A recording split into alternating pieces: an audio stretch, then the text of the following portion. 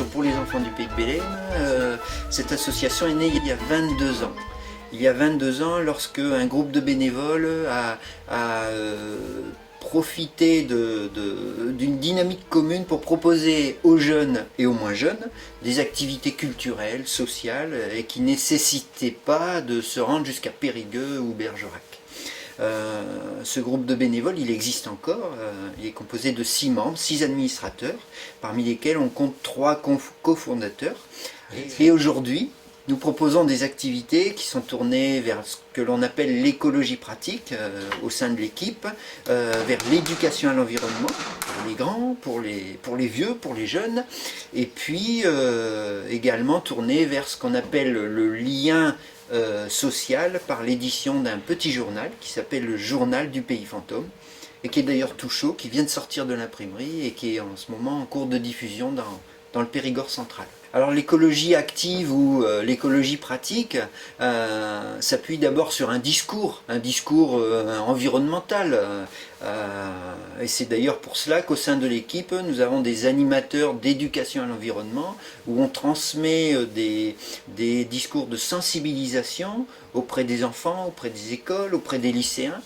Ben moi je suis un des 5 animateurs de l'association et mon rôle à moi c'est de répondre aux sollicitations des écoles ou des mairies sur les thèmes environnementaux, donc pour des animations, des actions pédagogiques pour le grand public, pour le monde scolaire par exemple, pour tous les publics qu'on est capable de rencontrer aujourd'hui. Alors vous êtes quelque part force de proposition, mais vous êtes aussi acteur sur le terrain. On est force de proposition. Mon rôle c'est de recevoir les commandes, mais c'est aussi après de les animer sur le terrain. Donc ça va être des animations très diverses. Ça peut être sur des foires bio par exemple, où on va proposer des ateliers, des stands sur la sensibilisation aux pesticides par exemple. On est amené très concrètement, par exemple pour le compte du Conseil général de la Dordogne, amené à animer une exposition sur le jardinage sans pesticides. Cette exposition, elle tourne une vingtaine de fois par an sur l'ensemble du département. Et ça nous permet de rencontrer le grand public, les jardiniers amateurs qui sont très nombreux en Dordogne et partout en France d'ailleurs, pour les sensibiliser à la non-utilisation justement du coup des pesticides, leur montrer les dangers potentiels pour l'environnement et pour la santé, et en même temps leur montrer les alternatives possibles à ces fameux pesticides. Donc on peut faire aussi de l'écologie dans le jardinage. Alors le jardin il a plusieurs fonctions. Il est d'abord pour que l'on produise quelques légumes. Il est là aussi pour être joli parce qu'on met des fleurs. Il est ouvert au public aussi qui peut venir quand il veut le visiter toute la semaine, le samedi, le dimanche. Il n'y a pas de portail, il n'est pas fermé. Il y a aussi un aspect où on fait découvrir nos fabrications en bois de châtaignier comme ce banc, la cabane qui est là-bas, qui est couverte en terre et recouverte de sédum, donc ce qu'on appelle une toiture végétale. On a fait des plessis, on y met beaucoup de fleurs aussi pour qu'ils soient jolis. Et il y a un but pédagogique avec les animateurs de l'association qui viennent accueillir des groupes d'enfants qui découvrent la nature, les saveurs, les senteurs, qui goûtent aux plantes, qui découvrent aussi la mare avec qu'est-ce qu'il y a dans la mare, avec des épuisettes, ils voient s'il y a des larves, des grenouilles et tout ça. Donc ils découvrent tout l'aspect environnemental. Ce jardin, je ne l'ai pas dit, aussi on le cultive au naturel. C'est-à-dire on amène juste un peu de fumier de cheval, des choses comme ça, des composts que l'on fait nous-mêmes. Et puis voilà, en gros ce sont les aspects, tout ce qui est l'animation, le jardin pour se faire plaisir et ouverture au public. On invente des objets un peu ludiques, un peu conviviaux, que l'on appelle par exemple les conférences extraordinaires. Alors les fameuses conférences extraordinaires, ça fait maintenant plusieurs années qu'on les propose. Ça a démarré avec un sujet sur les mares, sur la préservation des mares en Dordogne, sur le sud de la Dordogne. Et puis ça s'est développé avec d'autres thèmes, avec le thème des zones humides et le thème du jardinage sans pesticides, on y revient. Et ce sont des conférences qui alternent des intervenants artistiques, donc ça peut être des conteurs, ça peut être une danseuse, ça peut être un musicien, avec un animateur scientifique, donc un animateur de l'association. Et cette alternance entre des artistes et des animateurs scientifiques. C'est tout l'intérêt des conférences, puisque on a des approches pédagogiques plutôt ludiques, plutôt basées sur l'humour, et en même temps des approches artistiques. Et c'est ce mélange-là d'intervenants et d'approches pédagogiques qui fait toute la richesse et l'originalité en fait de ces conférences. On les propose aujourd'hui sur l'ensemble de l'Aquitaine. On a fait par exemple l'année dernière sur un an et demi à peu près une 50aine de conférences à travers toute l'Aquitaine pour aller sensibiliser, pour aller débattre, discuter avec les Aquitains sur les enjeux des zones humides, sur les enjeux du jardinage sans pesticides. Alors les zones humides par exemple, est-ce que vous ne rentrez pas en conflit parfois, notamment avec les agriculteurs qui veulent utiliser ces zones humides pour irriguer? Ouais, alors effectivement, il y a ces problématiques-là, mais c'est l'agriculture notre objectif, nous, justement, c'est d'aller à la rencontre de ces agriculteurs, de voir un petit peu quelles solutions on peut apporter. Il n'y a pas que notre travail qui compte, mais il y a plein d'autres structures à travers la région aquitaine qui permettent aujourd'hui d'entrer en discussion, de rentrer en contact et de pas être justement à se regarder en chien de faïence et à ne plus bouger. Au contraire, il y a plein d'actions qui se font aujourd'hui parce que les gens ont su discuter, parce que les gens ont pu s'entendre, s'écouter.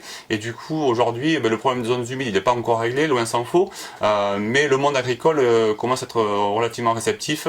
Il y a des aides aujourd'hui, des subventions qui permettent justement d'aider les agriculteurs à préserver les zones humides. Ça, c'est une des solutions. Il y a le conservatoire des espaces naturels d'Aquitaine qui permet aussi de mettre des sites en gestion de conservatoire. Donc pour protéger ces sites-là, on va aider l'agriculteur à y mettre en place du pâturage, ou à préserver le pâturage à une époque où malheureusement il est un peu en déshérence.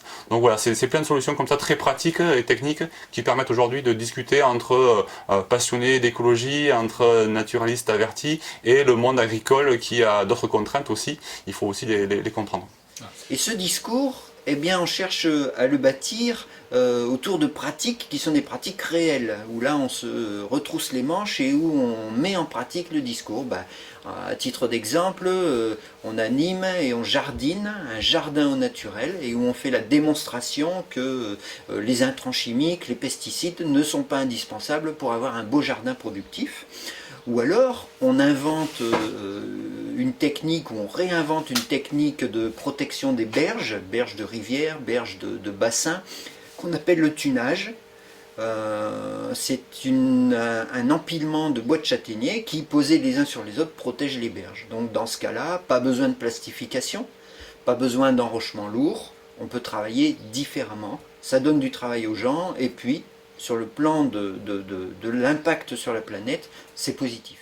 Eh bien, en 2013, on a inventé ce nouveau type de mobilier, on appelle ça les claustras d'angle, puisqu'ils constituent un angle.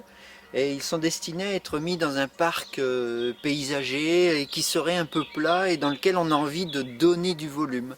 Donc c'est très intéressant parce que ça accentue la perspective, ça cache les choses mais tout en les montrant un petit peu et avec des formes qui peuvent être très très originales.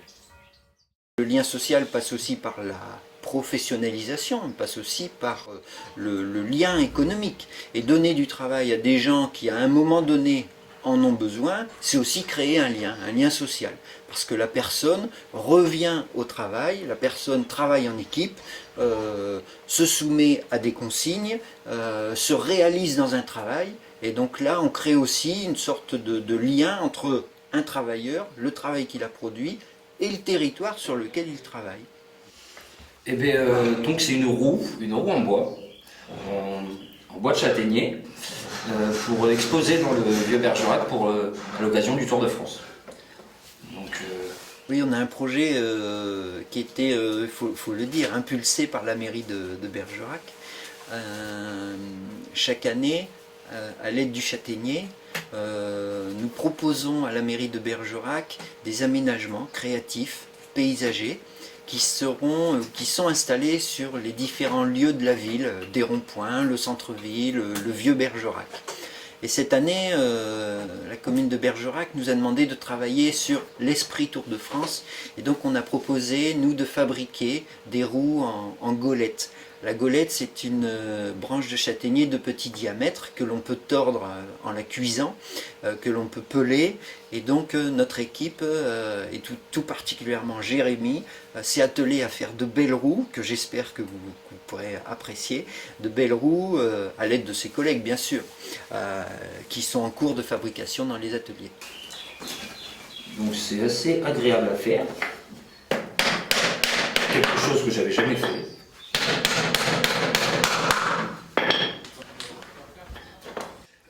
Il y a 20 roues commandées pour la ville. Et puis on va en faire un peu plus parce qu'il y a toujours des défauts, il y a toujours quelque chose de nouveau.